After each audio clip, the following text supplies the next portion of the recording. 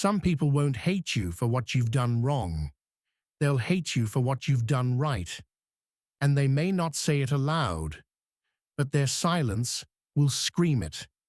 Their smiles will tighten. Their compliments will grow hollow. And you'll sense it, the shift. It won't be obvious, but it'll be felt. Why? Because your presence becomes a mirror. And some people spend their lives avoiding their reflection. This isn't about vanity. It's about identity, insecurity, and the quiet war many fight within themselves. The question isn't why they hate you. The question is, what do you reveal that they aren't ready to face? It's worth reflecting. In a society wired for comfort and conformity, what happens when someone chooses depth over distraction? What happens when someone dares to be whole in a world addicted to fragments? This is the burden of being awake among the sleeping. 1. The disruption of inauthentic norms. When you walk in alignment with your truth, you become unpredictable. And in a world that idolizes predictability, that makes you dangerous, your integrity becomes a protest, your peace a disturbance. People who rely on masks and performances feel exposed by your sincerity. You didn't threaten them, but you represented a life they've denied themselves, so they resist you. Not because you're wrong, but because you make their denial harder to justify. We've built systems that reward performance and punish presence. The ones who dare to be real in a world of illusion are often seen as rebels, even if they say nothing at all. And the cost of authenticity? It's not just judgment, it's exile. But the reward? Inner peace. 2. Living loud in a world that whispers. Authenticity isn't always loud, but even quiet authenticity echoes loudly in a room full of echoes. When you dare to speak, act, and live from a place of grounded self-awareness, others may flinch, not because you're aggressive, but because they've grown used to muting themselves. They're not reacting to you. They're reacting to the version of themselves they've silenced. Your self-expression becomes a threat to the version of themselves they've learned to tolerate. And there's a tragedy in that, because many people don't hate who you are. They hate that they haven't allowed themselves to be who they are. You live as a reminder. You carry what they abandoned. And the whisper within them, once silenced, now screams when you enter the room. 3. Your growth highlights their stagnation. Progress has a shadow. It's called comparison. You may not be competing with anyone, but your very act of evolving makes others feel like they're standing still. When someone is stuck, watching you move forward can feel like an indictment. But here's the truth. You don't owe anyone your stagnation just to make them feel comfortable. Let your progress speak. Let their reaction reveal their state. Your evolution is not arrogance, it's alignment. Understand this. Your healing may offend the ones who preferred you broken. Your boundaries may upset the ones who benefited from your lack of them. Growth changes your environment, not because you asked it to, but because not everything can come with you. 4th projection. Their inner war cast onto you. Most resentment is not about you. It's about what you stir up in others. People project what they haven't processed. If they feel small, your confidence looks like ego. If they feel lost, your clarity feels like an attack. If they haven't healed, your happiness feels like betrayal. What you trigger isn't always what you are. Sometimes your very presence becomes a screen for someone else's unresolved story. Don't dim to fit that script. Remember, everyone is walking around with an invisible war. What they say, do, and project rarely begins with you. It's just that your light found the cracks, and instead of repairing them, they want to snuff you out. But it's not personal, it's psychological. 5. The burden of being seen. When you carry yourself with presence, you will be noticed. But not everyone wants to see you. Some only want to see who they think you should be. You may become a canvas for their assumptions, a vessel for their unspoken expectations. And when you refuse to conform, when you live on your own terms, you challenge their narrative. Resentment often arises not from you disappointing others, but from you refusing to pretend for their comfort. Being truly seen means being misunderstood, but you weren't born to play a role in someone else's play.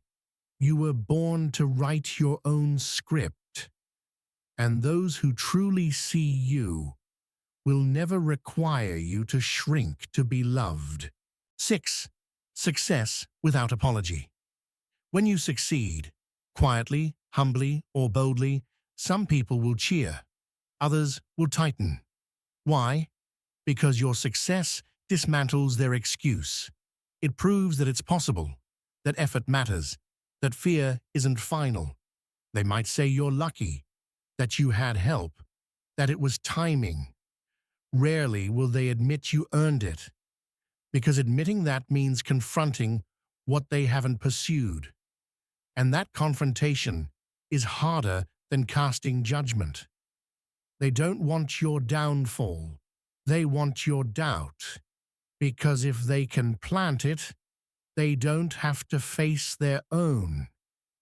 But your groundedness, your refusal to shrink, becomes a kind of revolution. 7. The stillness that speaks.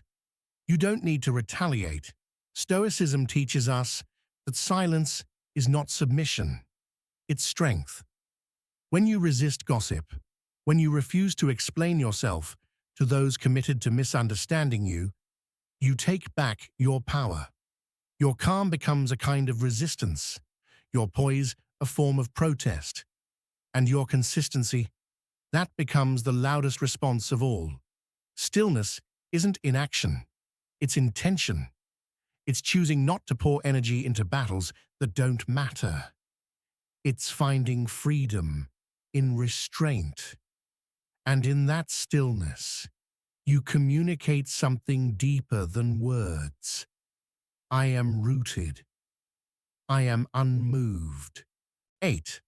The cost of integrity. To live with integrity in a world that rewards performance is to make peace with being misunderstood.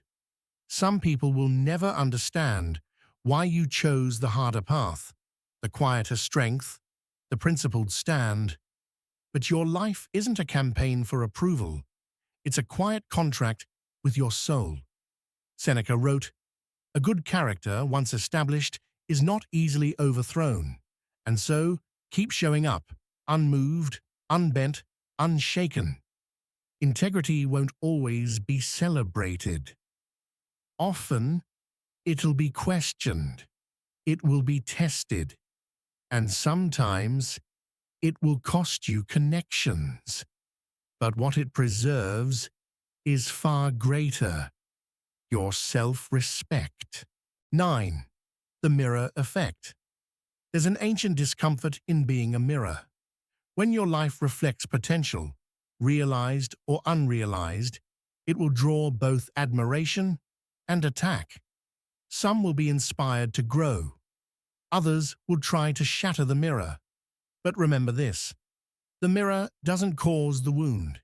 It only reveals it. You don't exist to be broken, to spare others from their reflection. You exist to be whole. When people can't accept their own shadow, they attack the one who holds the light.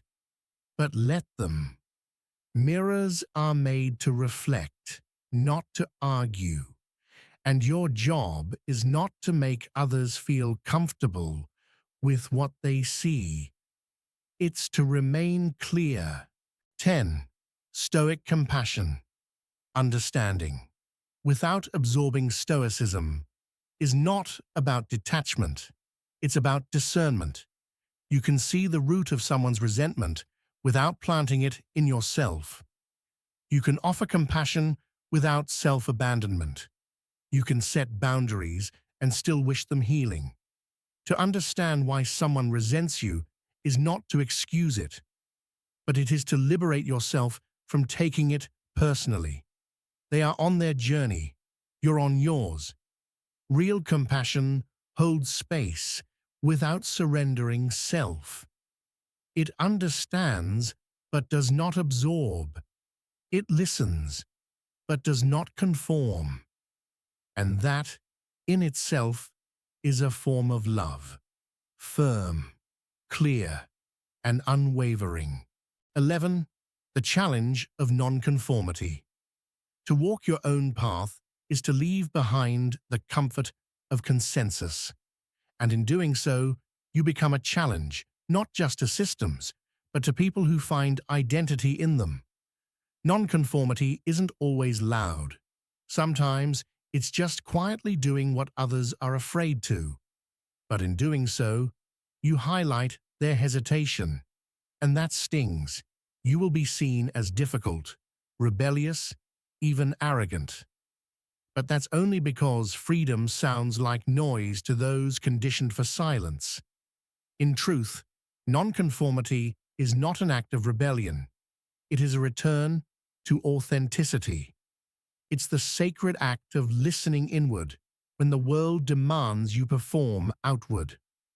And though you may be met with resistance, your refusal to betray yourself is not defiance. It's wisdom. 12th, emotional discipline threatens emotional reactivity. Most people live at the mercy of their emotions. When you don't, they see you as cold, uncaring, distant. But Stoicism teaches us that calm is not indifference, it is mastery. And emotional discipline isn't suppression, it's sovereignty. Your composure may frustrate those who rely on volatility to feel alive. Your restraint may expose the chaos they haven't confronted, and your peace may feel like rejection to someone addicted to conflict. But don't apologize for stability. Instead, let it be your lighthouse, because in a world tossed by waves of overreaction and impulsivity, the one who remains steady becomes a refuge, not just for themselves, but for others who are finally ready to anchor. 13. Humility is misunderstood in a world of performance. In a world that rewards spectacle, humility is easily misread. Quiet confidence is seen as insecurity, true modesty as weakness. But real strength doesn't announce itself. It simply is. The Stoic walks into a room and doesn't need to be seen. His power is in his presence, not his performance. But to the performative, this is threatening, because it shows what strength looks like without the costume. Let others chase applause. You chase alignment. And know this, humility is not self-erasure. It's the understanding that you are no better or worse than anyone else. It's power, anchored in truth, not image, and that depth will confuse those still playing roles. 14th, detachment is mistaken for disconnection. In practicing detachment, you may be seen as emotionally distant. But Stoic detachment isn't about absence.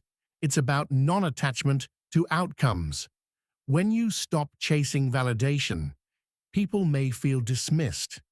When you no longer need their approval, they may feel rejected. But you are not cold. You are clear. Clarity frightens those who confuse affection with control. But loving without clinging is the highest form of love. That's the Stoic way. To detach is not to not care. It's to care freely, without ownership, without fear, without demand. That form of love, of presence, can't be commodified. And that's why it's rare, and why it's so often misunderstood. 15. The intimidation of inner clarity.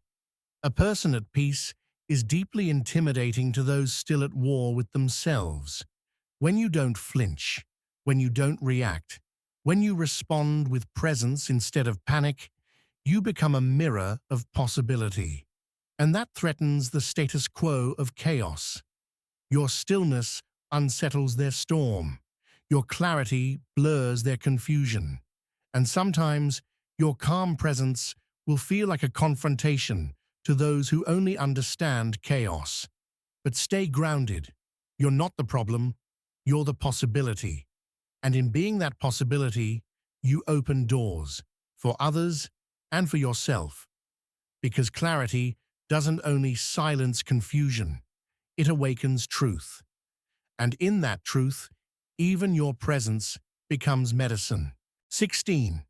The strength of solitude. Solitude isn't loneliness, it's leadership. It's the ability to be with yourself, to face the echoes, and still find peace. Those who fear being alone won't understand your relationship with silence. They may even project their fears onto you, calling you aloof, distant, or isolated. But solitude sharpens you. It tunes your inner voice. It allows you to walk through the noise untouched. The Stoic learns in solitude what others seek in crowds, and in that solitude he discovers what cannot be taught, only realized: self-trust, spiritual independence, the kind of inner wealth that doesn't vanish when the room empties. That is the quiet treasure of being alone, yet never lonely. 17. Boundaries are often viewed as betrayal. When you set boundaries, some people will interpret them as personal attacks. Why? Because your no dismantles the expectation of your compliance. To those who are used to access without accountability, boundaries feel like betrayal, but they're not. They are clarity. And clarity is an act of love, not just for others, but for yourself. A boundary says, I value this connection, but not at the cost of my peace. Boundaries are the architecture of self-respect. They don't shut people out. They let the right ones in. Those who honor your space, your energy, your essence. To build boundaries is to build bridges where only truth can cross. 18. The calm rejection of drama. You will be invited into storms that have nothing to do with you. The Stoic does not RSVP. When you choose peace over provocation, silence over reaction, and patience over impulse, you will frustrate those who find identity in chaos. They want your fire. Give them stillness.